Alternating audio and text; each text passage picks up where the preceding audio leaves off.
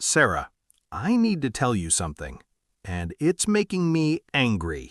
Uh-oh, angry Adam. This should be good. I'm serious. I know. Tell me. Okay, I have a friend, and I think he lost the biggest chance of his life. Lost it how? Did he lose money? A job? No, something bigger. Bigger than money? Adam, now I have to know. Okay, he was on a plane, and a woman sat next to him. Oh, here we go. A love story. Just listen. They started talking, just small talk at the beginning. Sure. Is the seat taken? Classic. Sarah. Sorry. Continue. They kept talking for hours. They laughed, they talked about their lives, their families, their dreams. It felt real. Okay, I admit it. That does sound genuine. It was more than nice. He told me it felt like he already knew her. Okay, so what happened? They landed and they lived happily ever after? No. No. The plane landed. She stood up. She was ready to leave. And? He hesitated for just a few seconds. He didn't move, he didn't speak, and in those few seconds, she was gone. He hesitated and then nothing? Nothing. Wait, what? Nothing? Nothing. He didn't ask for her number. He didn't ask her name again. Nothing. Oh, Adam, why? What happened? In his head, a voice said, "She's too good for you. Don't even try." Oh, come on. That voice is a liar. I know, but he believed it. So he just sat there and watched her walk away. Oh, that's painful to hear. And here's the part that really makes me angry. There's more? She never said no to him. She never rejected him.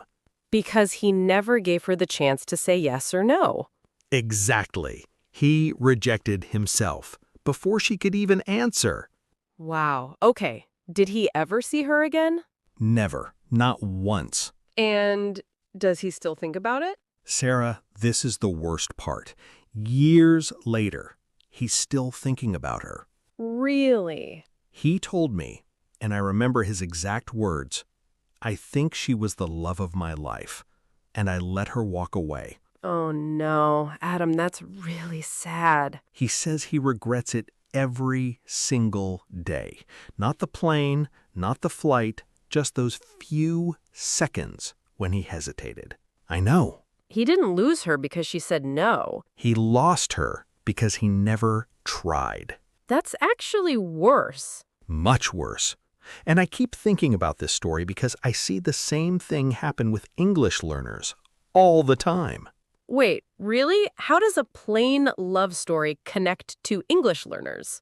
Think about it. My friend had everything he needed. Confidence, a real connection, a moment. But fear stopped him.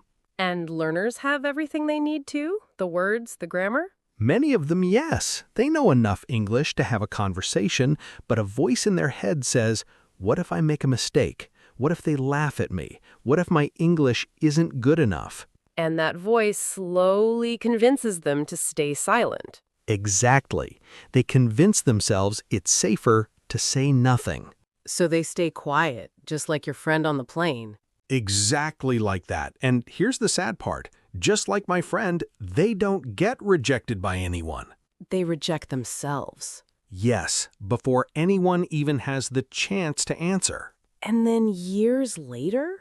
They think about the job interview they didn't try in English, the friend they didn't talk to, the opportunity they let walk away, just like my friend and that woman on the plane.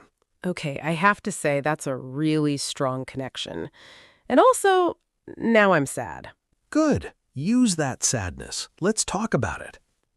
Fine, let's talk about it. Hello, everyone. Welcome back. I'm Adam. And I'm Sarah. Still a little sad from that story. Today, we're talking about why so many English learners stay silent, even when they know enough to speak, and how they can stop missing their own plane moments.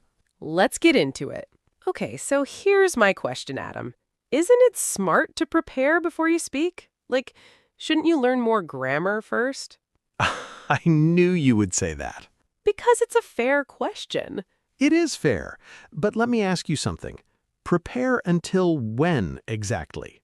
Until you feel ready? And when is that? Okay, I don't actually know. Nobody knows, because ready doesn't really exist. Learners think first better grammar, then more vocabulary, then better pronunciation, then I'll speak. And after they fix one thing? They find a new problem. It never stops. So the finish line keeps moving? Exactly. I'll speak when I'm ready becomes I'll speak later, and later becomes next month, then next year. Okay. I still think some preparation is useful, though. I don't fully agree that you should just jump in with zero preparation. I'm not saying zero preparation. Then what are you saying? I'm saying don't wait for perfect preparation. You can learn and speak at the same time. Okay, that actually makes more sense. Fine, you win this one. I always win. Don't push it. Think about the gym. Oh, here comes a metaphor. Imagine someone says, I won't go to the gym until I'm strong. That's ridiculous. You get strong from going to the gym. Exactly. Nobody waits for strength first. You start weak and you build strength slowly. So why do we expect something different with speaking? Okay, that's actually a good point. You don't wait for confidence, you build it by speaking. Even with basic English? Especially with basic English. If you only think about what you can't say, you forget what you can already say. Like what? You might not know every word, but you can ask a question, you can order food, you can talk about your day. That's real communication already. But learners compare themselves to fluent speakers and then they feel bad. That's not even a fair comparison. No, it's not. So maybe the question shouldn't be, why isn't my English perfect? What should it be? Confidently, what can I already say right now with the English I have? I like that a lot. See, I have good ideas too sometimes. Sometimes. Adam! I'm kidding. You have good ideas often. There's one more problem I want to talk about. Go on. The feeling that you must answer immediately. Oh, I know this one very well. Someone asks a question and your brain screams, "Answer now!" Yes, and that pressure actually makes people sound less fluent. Really? Why? Because they rush. They don't take even 2 seconds to think. So they give a confused answer even when they actually knew the right words. Exactly. And here's something interesting. Native speakers pause all the time. True. We say things like, "Let me think," or "Well," or "That's a good question." Those aren't just empty words. No, they give you time to think. A little space before you answer. For example, if someone asks, "What is the best decision you've ever made?" That's not an easy question to answer in 1 second. You could say, that's a good question. Let me think." And now you've bought yourself some time. Without sounding like you forgot English. Actually, it can make you sound more natural. So remember, a pause is not weakness. It's normal. There's no prize for the fastest answer. A conversation is not a race. Nobody is holding a stopwatch. Except maybe my grandmother. She's very impatient. That's a different podcast episode. True. Okay, before we finish, let's review 3 useful expressions from today. First, hold someone back. This means something stops you from doing what you're able to do. Like, my fear of mistakes is holding me back from speaking. You can use it outside of English, too. Don't let fear hold you back from trying something new. Second, get your message across. This means making sure the other person understands you. You don't need perfect grammar, you just need to be understood. Example, my English isn't perfect, but I can get my message across. Third, buy yourself time. This means giving yourself a few extra seconds before you answer. Example, that's a good question. Let me buy myself some time to think. So, hold someone back, get your message across, buy yourself time. And remember Adam's friend on the plane. Oh, please don't make this sad again.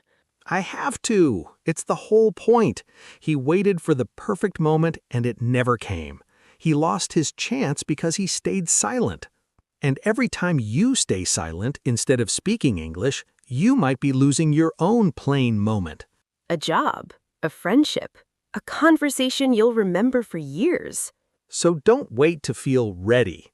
Speak now, even with mistakes. You don't need perfect English to start. You just need to start. Take care, and we'll see you next time. Bye.